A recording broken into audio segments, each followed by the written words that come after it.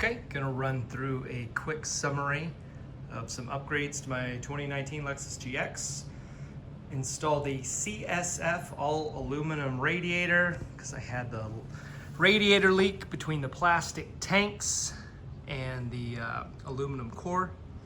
I also put in a HK off-road hidden winch tray down here behind the bumper.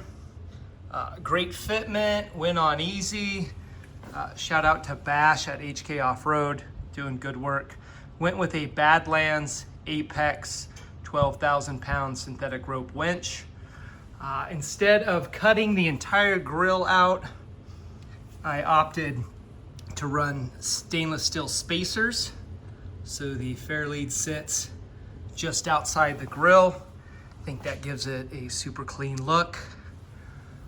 Popping up here, I installed the wireless winch remote.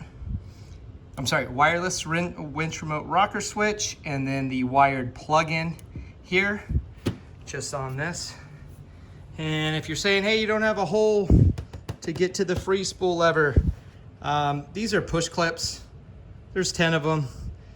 It takes like 2 minutes to pop those out, take the cover out. I don't think I'll honestly be using my winch that often. Went with a aftermarket battery cutoff switch. I didn't like the one that came with the Apex. It's kind of awkward. Couldn't find a good place to mount it.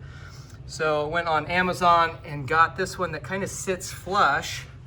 So it is off, so we don't have any parasitic drain from the winch. I think it looks super clean, kind of sitting up there. Finishing the cable. So I think everything turned out really well, really clean. And I'll give you a shot from underneath. I also installed a TRD KDSS cut skid plate. I think that lines up, looks really good underneath here. Looks clean. The plastic tray that sits in between, I removed that and just opted for a few zip ties. Keep this bottom spoiler up and off. Badlands winch, HK off-road hidden tray,